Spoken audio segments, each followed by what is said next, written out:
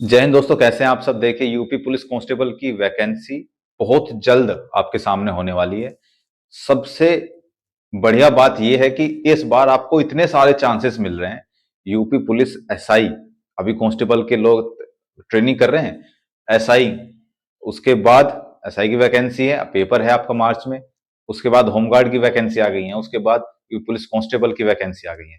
इतने सारे चांस आपको मिल रहे हैं। जो लोग ये कहते थे ना कि मुझे बस कोई भी जॉब मिल जाए लेकिन मिल जाए, और हालत ऐसी हो भी जाती है भाई साहब जब हम तैयारी करते हैं कि कोई भी जॉब मिल जाए लेकिन मिल जाए। लेकिन जब आपके पास चांस हो ना कि हमें बेस्ट जॉब मिल रही है, अच्छी जॉब मिल रही है, वो एसआई की जॉब है, अगर आप उसको ले सकते हैं तो ले लो। नहीं ले सकते हो, उतनी कैपेसिटी आपके अंदर नहीं है। हमें पता होता है यार हमारे अंदर कितनी क्षमता है, हम कितना कर सकते हैं, कितना पढ़ सकते हैं। अगर वो क्षमता नहीं है तो फिर क्षमता यूज करो अपनी यूपी पुलिस कांस्टेबल में।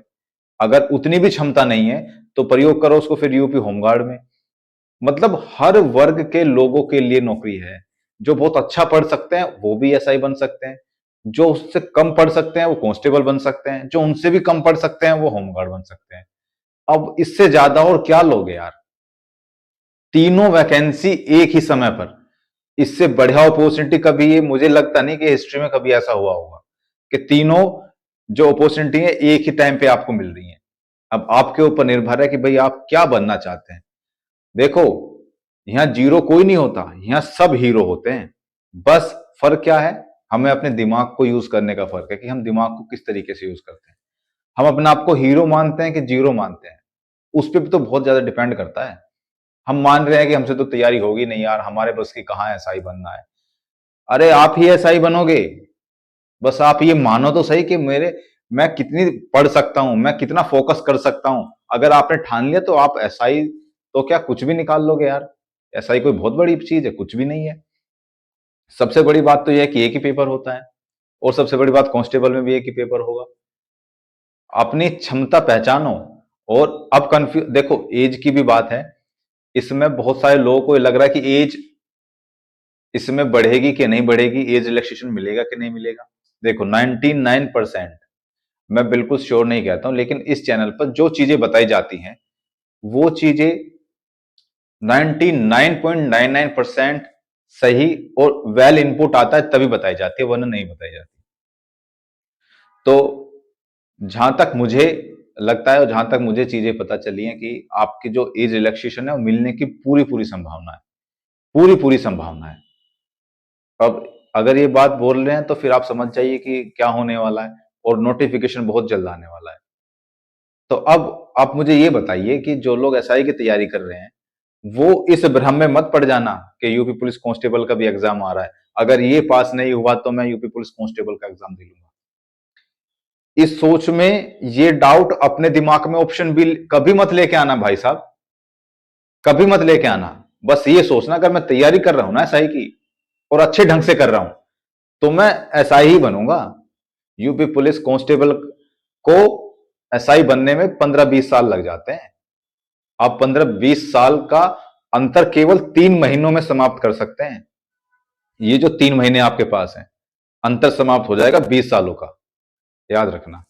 अब किस तरीके से आप इस 3 महीनों को यूटिलाइज कर रहे हो वो आपके ऊपर निर्भर कर रहा है। रील्स देख रहे हो, या आसपास में मटर गश्ती करते घूम रहे हो, या फिर अपना पूरा फोकस पढ़ाई पे लगाए हुए बैठे हो, और ये सोच करके बैठे को नहीं बनना तो मुझे ऐसा ही है, कांस्टेबल या होमगार्ड बन करके मैं क्या उखाड़ लूंगा। हालांकि जॉब कोई सी भी बुरी नहीं है, लेकिन वो गैप देखो, वो गैप कहाँ, वो गैप 20 साल का गैप 3 महीने में अगर कंप्लीट कर रहे हो तो इससे अच्छी ओपोज। भाई लोगों को मौका नहीं मिलता है, वो मौके के लिए तरसते रहते हैं, और आपको मौका मिला है और आप मौके को यूटिलाइज नहीं कर रहे हो, आप सही से पढ़ नहीं रहे हो। अभी मैं देखता हूं कि इस चैनल पर मैं इतने सारे टेस्ट सीरीज प्रैक्टिस सेट लेकर के आता हूं मैं, और बेस्ट बेस्ट क्वेश्चन ढूंढ करके लेकर के आता हूं। बहुत समय लगता है क्वेश्चन को ढूंढने में, ऐसे नहीं कि कहीं से भी क्वेश्चन उठाया और आपके सामने रख दिया, आपने सोल्व कर लिए। वो क्वेश्चन जो एग्जाम में पूछने की पूरी पूरी संभावना है, हलवा क्वेश्चन नहीं होते वे, उनमें देखता हूं मैं ढंग से प्रैक्टिस ही नहीं कर पाते हैं, वो जवाब ही नहीं दे पाते हैं जब मैं जो क्वेश्चन पूछता हूं। तो आप मैं कैसे मान लूं कि आप सब लोगों की प्रैक्टिस बहुत अच्छी चल रही है, तैयारी बहुत अच्छी चल रही है। भाई साहब, जब तक अपनी तैयारी दिखाओगे नहीं, जब तक बाहर लेकर के नहीं आओगे, तब तक आपका कॉन्फिडेंस बिल्डअप कैसे होगा? आप अपने अंदर पूरी चीजें समेटे हुए हैं और आपको लगेगा कि मैं एग्जाम में जब बैठूंगा ना तो सारी चीजें ए टू जेड अपने आप होती चली जाएंगी, अपने आप कर दूंगा, मुझे कोई दिक्कत नहीं होगी। ऐसा नहीं होता। हमें अपने आप को एक्सप्रेस करना भी आना चाहिए। जितनी नॉलेज आपके अंदर है ना, उतनी नॉलेज को बाहर निकालना भी आना चाहिए। बाहर नहीं निकाल पाओगे तो एग्जाम में क्या घंटा लिख पाओगे? एग्जाम नाम ही उस चीज का है कि जितनी नॉलेज आपके अंदर है उसको बाहर निकाल के एग्जाम में दिखाओ उसको। तो मैं तो देखता हूं यार, मैं कैसे कह दूं कि आप सब लोग तैयारी बहुत अच्छी चल रही है। वो तो मैं इसीलिए तो मैं बहुत सारे क्वेश्चन पूछता हूं अपनी वीडियो में। तो खैर वो बात अलग हो गई। लेकिन यूपी पुलिस कांस्टेबल की वैकेंसी बहुत जल्द आने वाली है। तीनों प्रकार के चांस आपके पास हैं, लेकर के एसआई से लेकर के होमगार्ड तक। आपके ऊपर डिपेंड करता है। भाई देखो, मैं आप सब लोगों को इस तरीके से समझाता हूं कि आप सब लोग मेरे छोटे भाई बहन हो। सच्ची में इस तरीके से समझाता हूं मैं। अगर मेरा छोटा भाई या बहन कोई तैयारी कर रहा होता ना तो उसको दो चांटे मार करके समझाता मैं। लेकिन आप सब लोग फिजिकली कनेक्ट नहीं हो सकते हैं, वर्चुअली कनेक्ट हो सकते हैं, तो इतनी चीजें तो मैं बोल ही सकता हूं तुम लोगों को। और भाई अगर मेरी बात थोड़ी बहुत कड़वी लगती है तो लगने दो, कोई दिक्कत नहीं है। आपको अनसब्सक्राइब करना है, अनफॉलो करना है, मुझे गालियां देनी है दे लो, लेकिन मैं ऐसे ही बात करूंगा। आपको वो वाली लैंग्वेज मुझे यूज करनी नहीं आती है, जो बोलते हैं ना देसी भाषा में तेल लगाने वाली लैंग्वेज, वो यूज नहीं करता हूं मैं।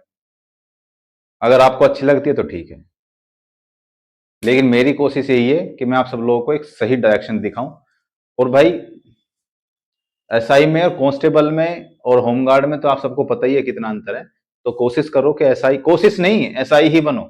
अगर आप तैयारी कर रहे हो ना एसआई की, आपने फॉर्म डाल दिया है, तो अगर आप जीरो हो ना, तो अभी भी बता रहा हूं मैं, अभी भी आप एग्जाम क्रैक कर सकते हो। इतनी बड़ी बात एसआई की है नहीं जितनी बड़ी आपने बना रखी है। बस फोकस करने की बात है, बस दिमाग को वहां स्थिर करने की बात है, और कुछ बात नहीं है। बस इसी की बात है भाई साहब। अगर आपने दिमाग को फोकस कर लिया ना, स्थिर कर लिया, आपका सिलेक्शन निश्चित है। और ये बिल्कुल ठीक बात है। क्या आप नहीं कर सकते हो? आपने कैसे सोच लिया कि मुझसे ऐसा ही क्रैक नहीं होगा? कैसे सोच लिया? क्या आपके अंदर उतना दिमाग नहीं है जितना औरों के पास है? सभी के पास उतना ही दिमाग है ना।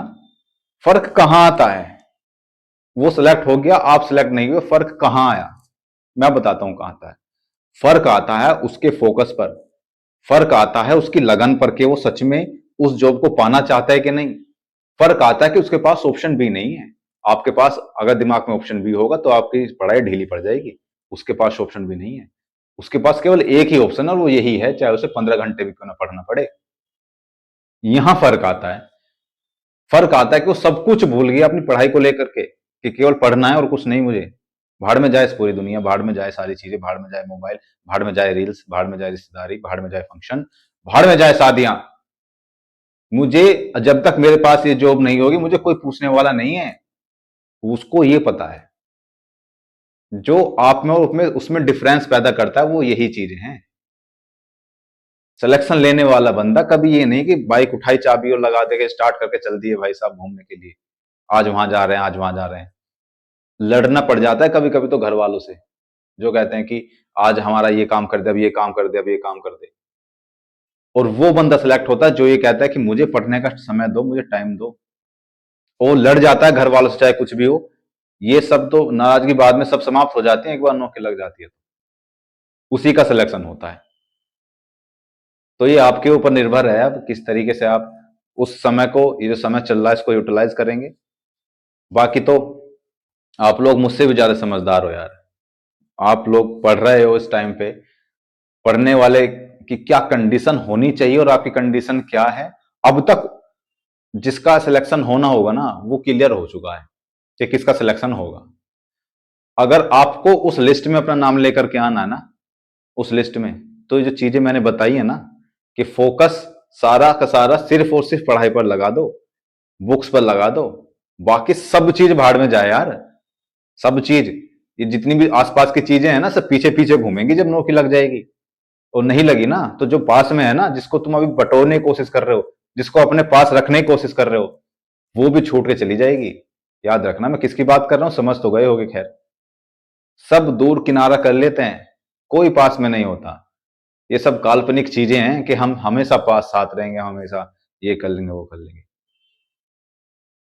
यही सब कुछ है, आपका फ्यूचर यहीं पे डिपेंड करता है। यही चीज है बस, और यही समय है। आप ये मत सोचिएगा कि अरे चलो कोई बात नहीं, इसके बाद हमारी और भी वैकेंसी आएंगी। जहां आपके दिमाग में ये चीज आ गई, वहां आपका सिलेक्शन खत्म, बिल्कुल खत्म।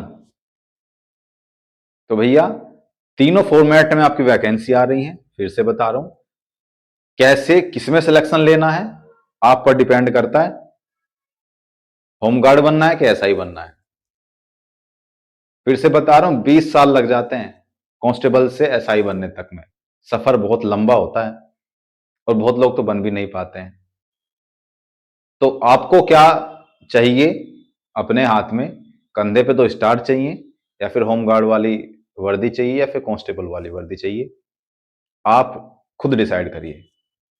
और अगर एसआई बनना है तो प्रैक्टिस करिए बहुत बेहतरीन तरीके से।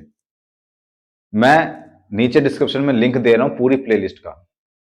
उसमें प्लेलिस्ट में मोस्ट इंपोर्टेंट क्वेश्चंस आपको देखने के लिए मिलेंगे। वहां जाइए, क्वेश्चन देखिए, उनको याद करिए।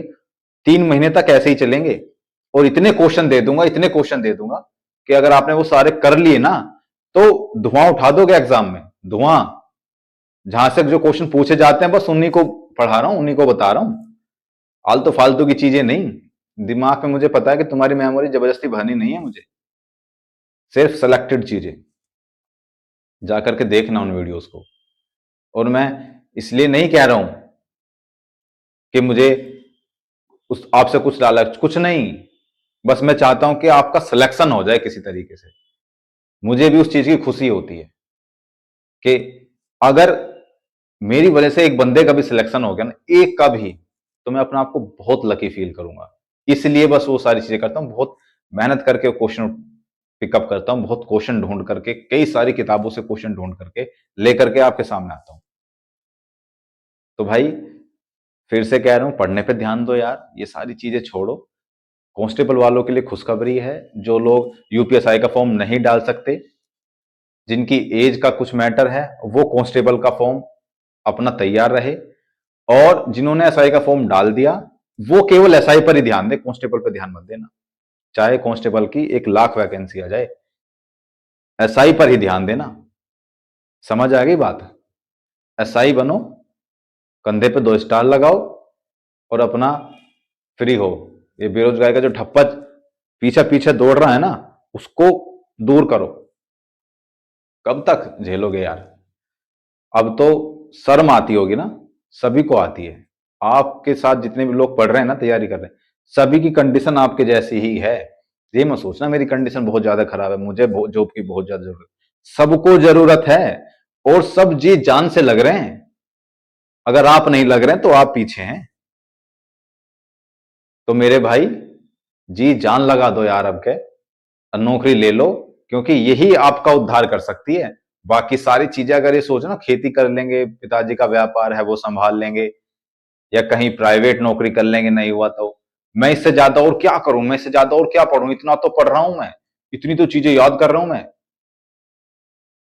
आपको भी पता है कितना आप पढ़ रहे हैं और कितना पढ़ने की जरूरत है। वो तो पता चल जाता है क्वेश्चंस जब मैं कराता हूं, या फिर जब आप लोग टेस्ट देते हो, कि आपको कितना। और देखो, मेहनत तो सभी लोग करते हैं, लेकिन क्या चीजें ऐसी हैं जो हमारे एग्जाम में आएंगी, जो हिट करती हैं, उन चीजों को ज्यादा पढ़ो। फालतू की चीजें पढ़ रहे होगे आप लोग, जो आपको भी नहीं पता कि मुझे क्या चीजें पढ़नी है, क्या छोड़नी है। तो उन चीजों को पढ़ो जो एग्जाम में आती हैं, और उसके ही क्वेश्चंस मैं करा रहा हूं, उन क्वेश्चंस को करो बहुत बेहतरीन तरीके से। और आप इतने क्वेश्चन करा दूंगा कि आपका एग्जाम क्लियर हो जाएगा। आपने कुछ भी ना पढ़ा हो तो भी वो क्वेश्चन करके आप एग्जाम क्लियर कर दोगे जीएस का, तो मैं गारंटी लेता हूं। बस पढ़ते रहो, कंटिन्यूअसली पढ़ते रहो, बीच में एक भी दिन गैप मत कर जाना। अगर लगे अगर लगे कि मतलब मेरा जो कॉन्फिडेंस है टूट रहा है, मुझे समझ में नहीं आ रही है मैं क्या करूं, तो कमेंट कर देना। ठीक है, कमेंट करोगे तो मैं वहां सॉल्यूशन बताऊंगा कि आपको क्या करना है क्या नहीं। और ज्यादा किसी को कुछ पूछना है तो मेरे इंस्टाग्राम पर मैसेज कर देना, वहां सारी चीजें मैं आपको एक्सप्लेन कर दूंगा। लेकिन पढ़ना आपको ही पड़ेगा।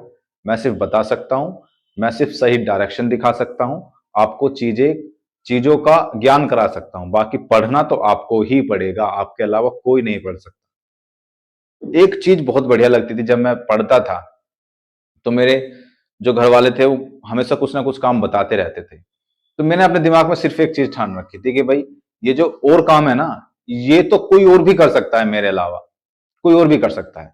लेकिन जो पढ़ाई है ना, मेरे अलावा कोई नहीं कर सकता, कोई भी नहीं, वो मुझे ही करनी पड़ेगी, क्योंकि एग्जाम मुझे ही देना है। आटा लेके आना, दाल लेके आना बाजार से कोई सामान लेके आना, सिलेंडर भरवा के लेके आना, मुझे पता है क्या क्या काम आप करते हो, हम भी वही करते थे। लेकिन मैं लड़ जाता था कि मेरे अलावा कोई और भी कर सकता है काम, मैं नहीं करूंगा। चाहे आप मुझे गंदा बेटा समझो, चाहे नालायक बेटा समझो, चाहे मुझे गालियां दो, कुछ भी करो, मैं नहीं करूंगा, मैं सिर्फ पढ़ाई पे फोकस करूंगा। और ऐसे ही मैं करता था। मुझे गालियां भी मिलती थी, नालायक बेटा भी समझा जाता था, लेकिन जॉब लगने के बाद सब ठीक है। तो भाई साहब, आप देख लो आपको क्या करना है, ठीक है। मेहनत करके पढ़ो, कंटिन्यूअसली हर दिन पढ़ो, एक भी दिन छोड़ो मत, और फिर देखो कमाल। आपका सिलेक्शन क्यों नहीं होगा यार, 100% होगा। जब आप इतनी मेहनत करोगे, मेहनत का फल अवश्य मिलता है, जरूर मिलता है, आपका सिलेक्शन जरूर होगा। तो मिलते हैं अगली वीडियो में, तब तक के लिए जय हिंद।